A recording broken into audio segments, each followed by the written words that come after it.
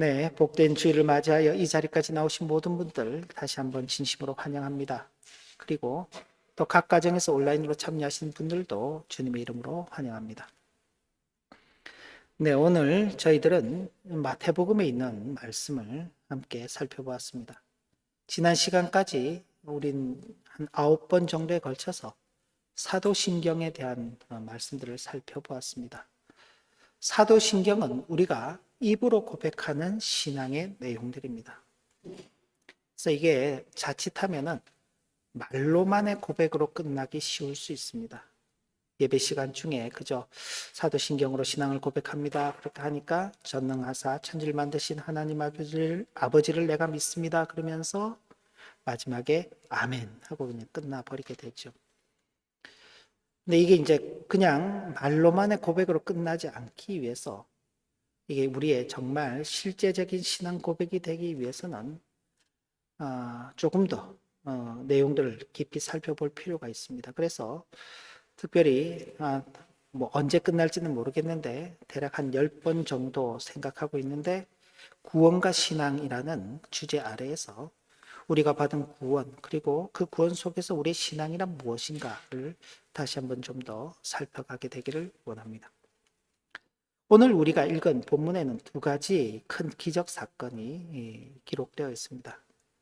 첫째는 예수님께서 제자들과 함께 배를 타고 가시는데 예수님께서 육체적으로 많이 피곤하셔서 배에서 주무신 것입니다.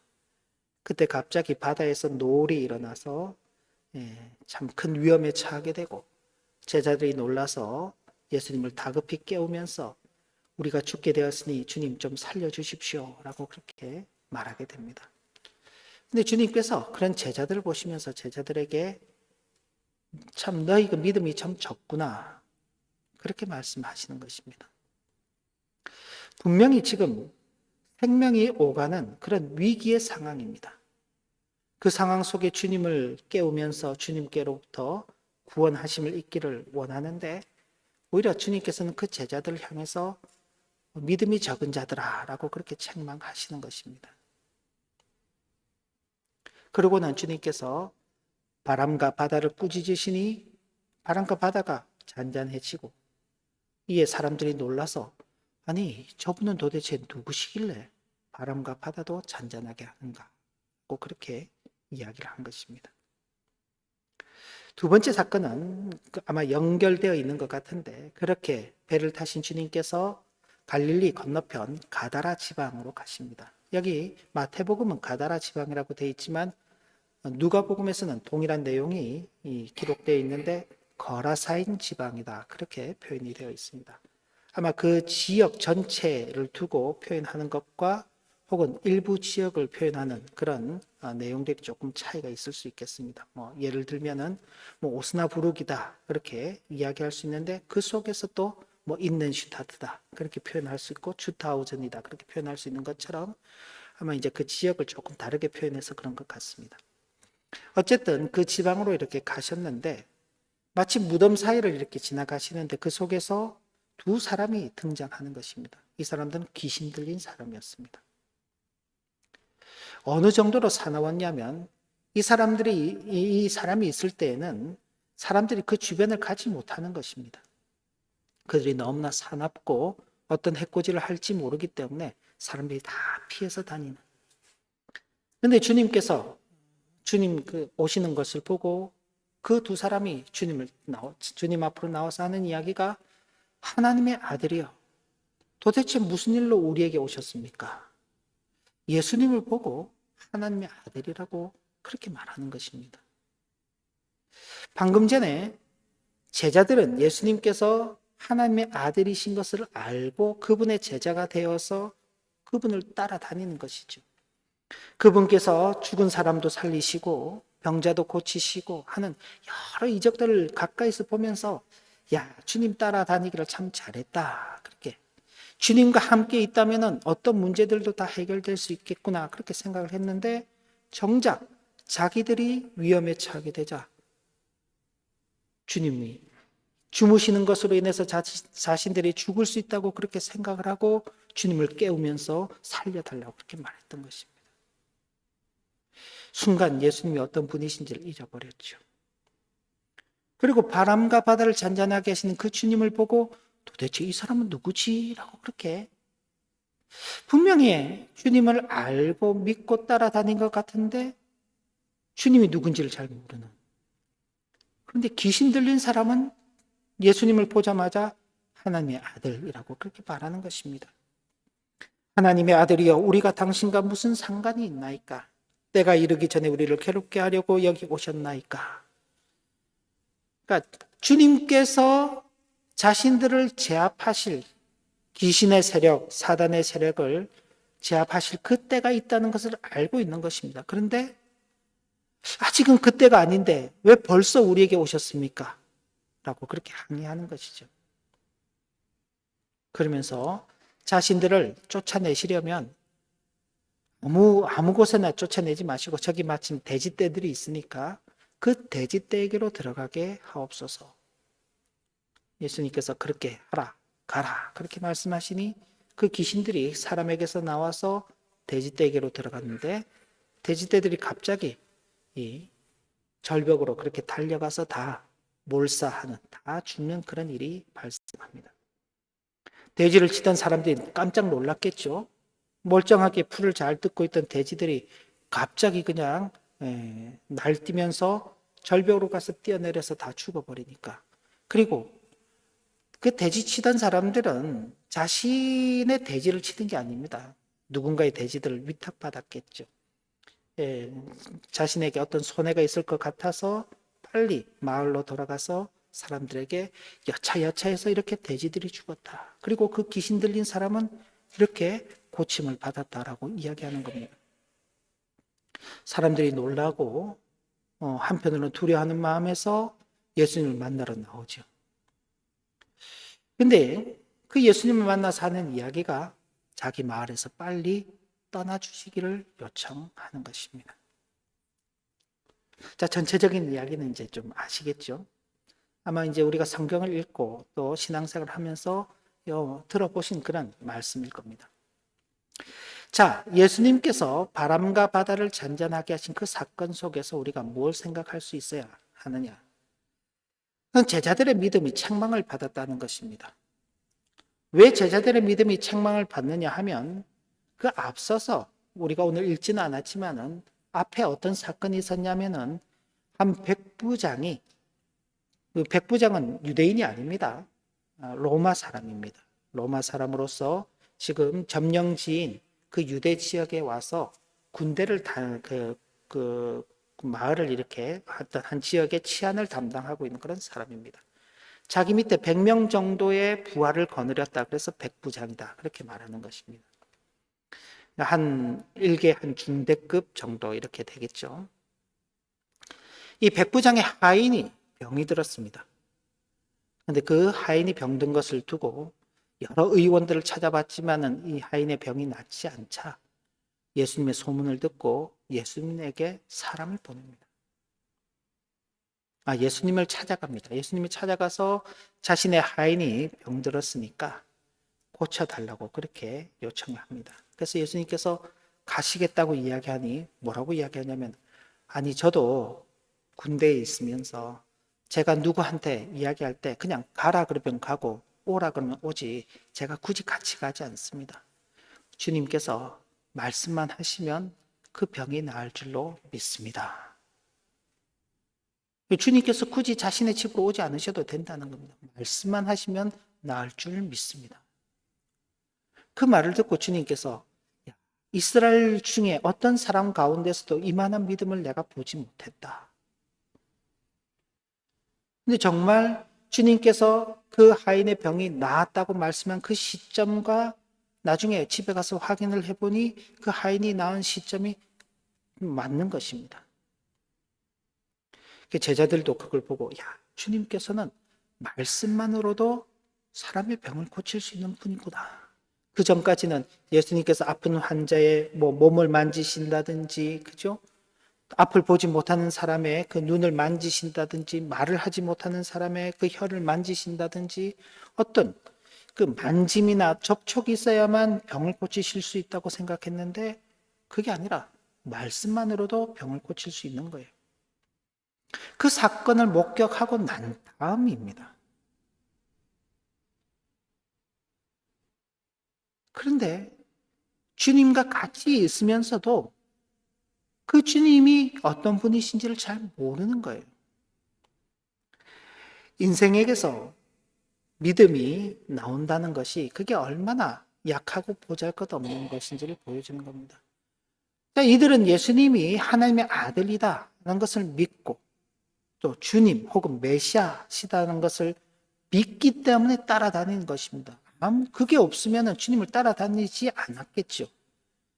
수많은 유대인들, 수많은 종교 지도자들이 예수님을 배척한 이유는 예수님이 하나님의 아들이신지도 믿지 못하겠고 그분이 메시아인 줄도 믿지 못하기 때문에 예수님을 배척한 것입니다. 만약 그들이 예수님이 하나님의 아들이시라면요, 그걸 믿었더라면요, 예수님을 십자가에 못 박아 죽이는 그런 일들은 없었을 것입니다.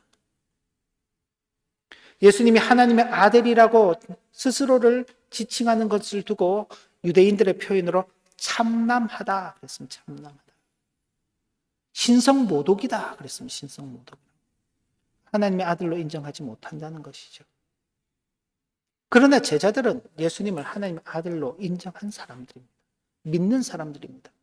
그런데 그들의 믿음이라는 것이 자신이 당면한 어떤 현실의 사건 앞에서 아주 보잘것없는 것으로 나타나는 것입니다. 주님이 깨어 계신 것만이 중요한 게 아닙니다. 우리의 정신이 깨어 있어야 하는 것이고 우리의 정신이 주님을 주님을 믿고 있다는 사실이 더 중요한 것입니다. 잠들어 계시는 주님일지라도 그 주님이 나와 함께하고 계신다. 그 믿음이 중요한 것입니다. 십자가에 못 박혀 죽으실지라도 그분이 나의 죄를 용서하시고 나를 이 죄악 속에서 구원하실 그 주님이라는 사실을 믿는 것이 그게 중요한 것입니다. 내가 주님을 아무리 믿는다고 하는데 그 주님이 내가 기대하는 것과 다를 때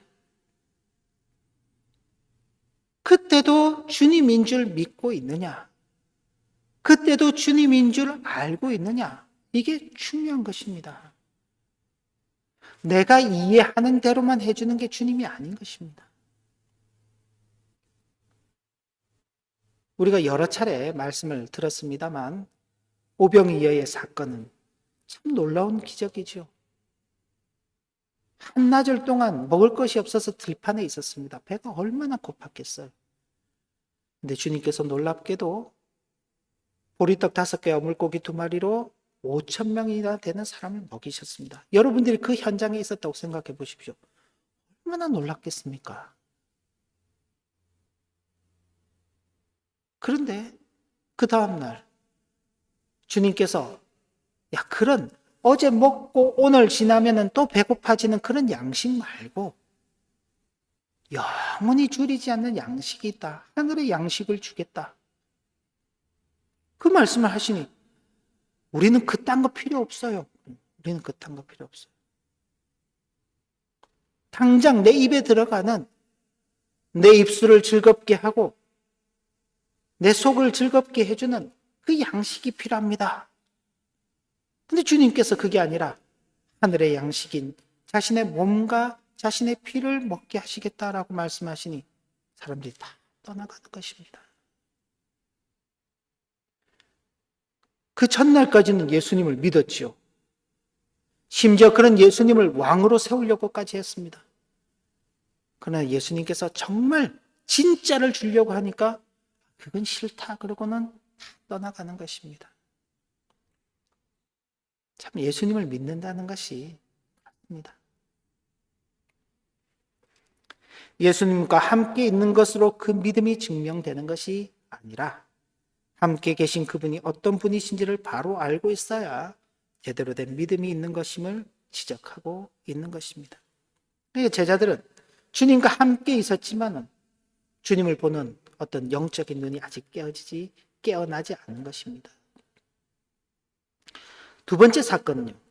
귀신 들린 2 사람을 고치신 사건은 예수님께서 사람의 가치를 얼마나 중요하게 여기신지를 보여주는 것입니다. 그러나 사람들은요, 그 사람이 온전해지고 그 사람이 건강해진 것보다 자신들이 잃어버린 대지라는 그 소유, 그죠? 자신의 어떤 직장, 대지를 치던 그 직장을 잃어버린 것이 더 커 보이는 것입니다. 우리들은요, 한 사람이 온전해지고 한 사람이 어떤 그 사람으로서 정상적인 삶을 살아갈 수 있는 것이 그게 더 좋은가요? 아니면은 당장 내게 있는 어떤 경제적 그런 물질적 가치들이 풍부해지는 것이 더 좋은가요? 그죠? 사람들이 좋을 때는 다 그렇게 이야기합니다. 사람이 훨씬 더 중요하다. 생명은 무엇으로도 바꿀 수 없는 것이다. 그런데 자신의 것이 조금만 손해받기 시작하면 어떻게 되나요?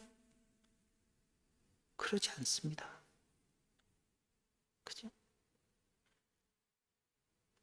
지금 우리 주변에서 일어나고 있는 이 세계 곳곳에서 일어나고 있는 전쟁 상황을 보십시오. 사람의 생명을 어떻게 생각하고 있는지.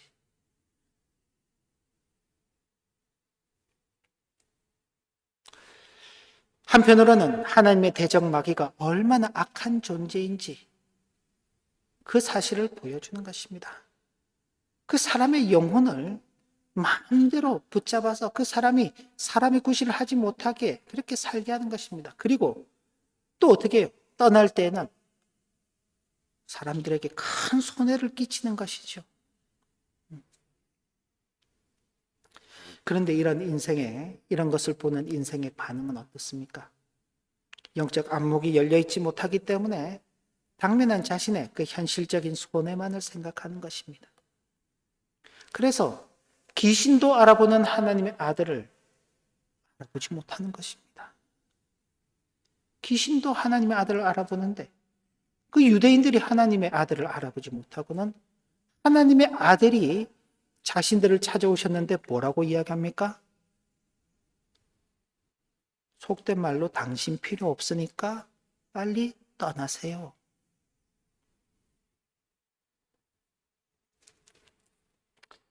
참 이게 영적 안목이 신앙의 눈이 열려있지 못하면 깨닫지 못하는 그런 사실들인 것입니다.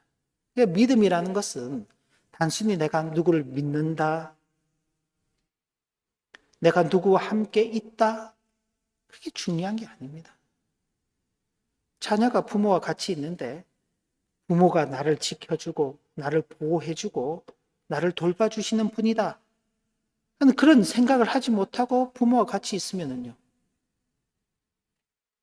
정작 위기의 상황일 때 그 부모를 떠나버리는 것입니다. 부모를 배척해버리는 거예요. 근데 부모가 정말 나를 도우시는 분이고 나를 보호하고 나를 지켜주고 내가 부모님과 같이 있을 때 나는 살 수 있다는 그 믿음을 가지고 있으면요.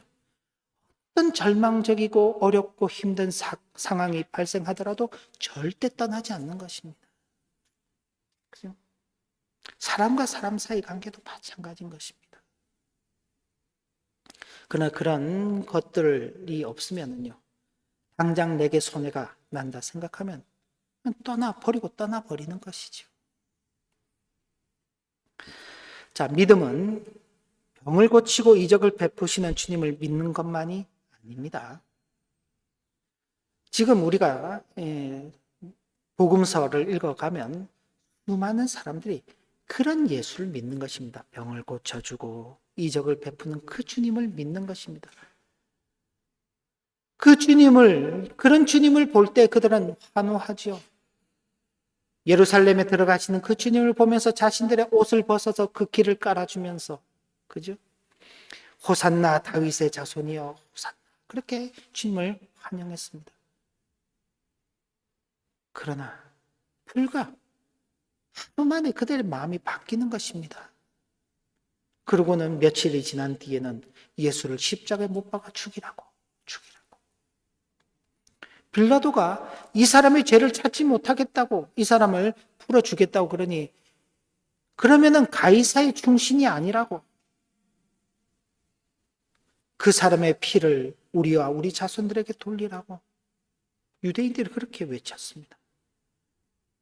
불과 며칠 전에는 호산나 다윗의 자손이라고 말하던 그들이 며칠 사이 그렇게 바뀌는 것입니다.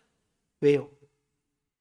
그들은 병을 낫게 하고 이적을 베푼 그 예수, 그 신비한 능력으로 자신들을 다스리고 있는 로마를 다 없애고 이스라엘이라는 그 나라를 정치적으로, 지리적으로 회복시켜 줄 거라고 기대했는데, 그 예수가 와서 하는 일은 예루살렘 성전을 다 정화하시고 유대 종교 지도자들의 그 악행들을 드러내시고 그들이 얼마나 하나님을 신앙하는 것으로부터 멀리 떨어져 있는지를 그들이 드러내게 하실 때, 그들은 자신들의 그 죄악을 감추기 위해서 오히려 예수를 죽이는 결정을 하게 되는 것입니다.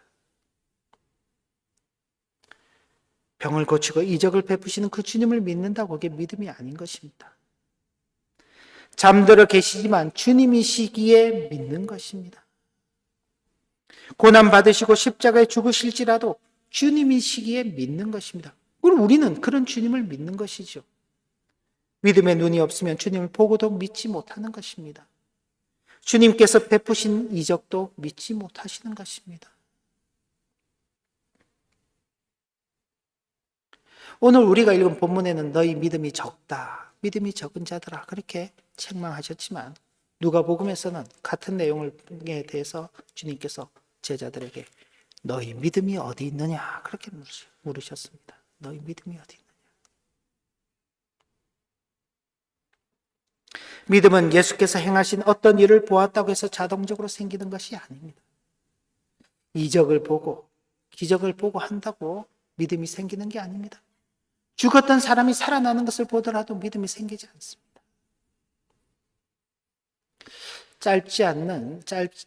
그렇게 길지도 않지만 짧지도 않은 저의 짧은 목회 기간 속에서도 큰 병에 걸려서 기도하며 이 병을 고쳐주시면 제가 하나님을 잘 섬기겠노라고 그렇게 말했던 분들이 병이 정작 낫고 나자 신앙을 떠나는 것들을 많이 보았습니다.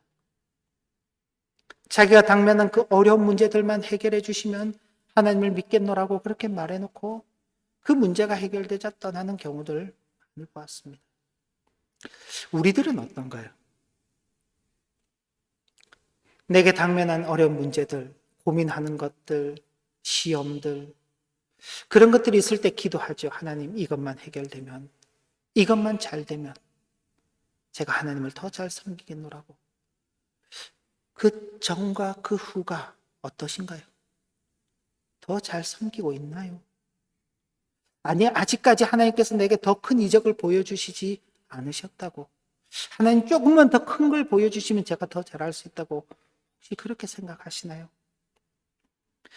제자들은 바람과 바다를 잔잔하게 하신 이적을 보았습니다. 그런데도 주님은 그 제자들 향해서 너희 믿음이 어디 있느냐? 귀신 들린 사람들이 온전해진 그 모습을 보았습니다. 자신들이 어쩔 수 없었어요. 피해서 가야 되고 그 사람들로 인해서 누가복음에 보면은 그 사람을 쇠고랑 그리고 쇠사슬과 고랑 이렇게 묶어 두기도 했답니다. 이 사람이 그걸 다 끊어버리고 갈 정도예요. 힘이 어마어마한 거죠. 그런 사람이 온전해졌는데도 불구하고 예수님을 떠나가라 그렇게 말하는 것입니다. 예수가 어떤 분이신지를 바로 알지 못하면 예수를 믿는 믿음은 올바르게 나타날 수 없습니다. 그래서 사도 바울은 믿음은 우리에게서 나오는 것이 아니라 하나님의 선물이다 그렇게 말했습니다. 하나님께서 우리에게 선물로 주신, 은혜로 주신 것, 그것이 믿음인 것입니다. 근데 그 은혜로 주신 믿음을 우리가 어떻게 확인하느냐?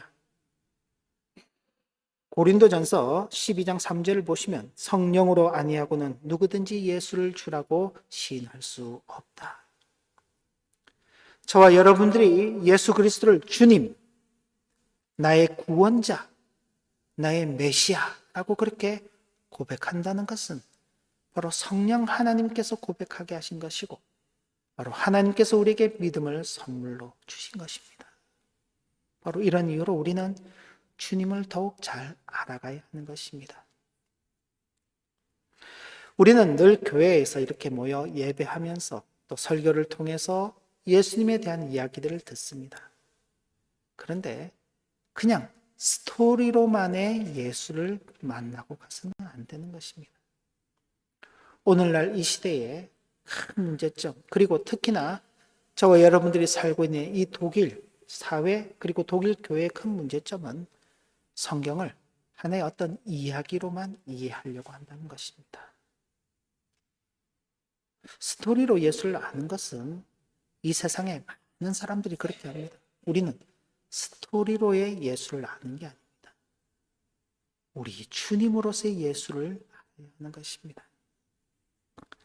예수에 대한 이야기를 듣는 것이 중요한 것이 아니라 그 예수가 우리의 모든 죄와 비참함을 해방시키시며 믿음 안에서 참 자유함을 누리도록 사랑과 은혜를 베푸시는 우리의 주님인 줄 아는 것이 중요합니다. 사도신경을 고백할 때 나는 하나님의 아들이신 예수 그리스도를 믿습니다. 그분은 동정녀에게서 태어나셨는데 이 땅에서 십자가의 고난을 받으시고 죽으시고 부활하셨습니다. 그분은 하늘에 오르시 하나님 보좌 우편에 계시지만 그분은 장차 다시 오실 것이며 이 땅을 심판하실 분이십니다. 바로 그 주님을 우리는 믿고 고백하는 것입니다. 나를 위해서 고난당하시고 다시 살아나시고 부활하셔서 참 생명의 참 소망, 영생의 그 소망을 우리에게 갖게 하신 그분이십니다. 그분이 다시 오셔서 이 땅을 심판하실 것인데 우리는 그 심판 가운데서 영생으로 다시 살게 될 것입니다. 주님을 바로 알고 바로 고백해야 하는 것입니다. 주님이신 예수를 바로 알고 바로 믿으며 주님이신 예수를 따르는 자들로 사는 것이 훨씬 더 중요합니다. 우리의 일생은 주님을 아는 성도답게 자라가는 일생입니다. 에베소서 4장 13절 보면 우리가 다 하나님의 아들을 믿는 것과 아는 일에 하나가 되어서 온전한 사람을 이루어 그리스도의 장성한 분량이 충만한 데까지 이를 것이다. 그렇게 말씀하고 있습니다. 하나님의 아들이신 그리스도를 믿는 것, 그리고 그를 아는 일에 하나가 되어야지만 온전한 사람이 되는 것입니다. 그리고 그 온전함을 가지고 그리스도의 장성한 분량에 이르기까지 자라가야 하는 것입니다. 그냥 예수 믿습니다. 그게 멈추는 것이 아니라 그 믿고 아는 일이 점점 자라가야 하는 것입니다. 그래서 우리의 일생을 주님 아는 성도답게 살아가는 일생이라고 표현하는 것입니다. 주님과 함께하는 삶 가운데서 우리의 믿음을 끊임없이 확인하면서 과연 내가 고백하는 그 믿음이 어떤 것 때문에 주님께서 베푸신 이적 혹은 주님께서 베푸실 이적 때문에 기적 때문에 주님을 믿는 것인지 아니면 주님께서 이미 내게 주신 그 구원의 은혜에 감사해서 주님을 믿는 것인지 우리의 믿음을 끊임없이 확인해 가야 하는 것입니다. 그리고 그 마지막 순간에 우리의 믿음이 주님 앞에서 드러나야 할 것입니다. 너희 믿음이 어디 있느냐? 그 말씀을 듣는 것이 아니라 그래, 너희가 과연 믿는 자로서 살았구나. 나와 함께 천국의 잔치에 참여하자 하는 그 말씀을 듣는 저와 여러분들의 복된 일생이 되시길 진심으로 기원합니다. 기도합니다. 하나님 아버지, 우리는 예수 그리스도를 나의 주님이시요 살아계신 하나님의 아들이심을 고백합니다. 이 고백이 우리 입술의 고백으로 끝나지 않게 하시고 실질적으로 삶 가운데서 이 고백이 드러날 수 있도록 인도하여 주시고 이 믿음을 따라서 살아가는 우리의 복된 일생이 되도록 은혜 베풀어 주옵소서. 예수님 이름으로 기도 올리옵나이다. 아멘.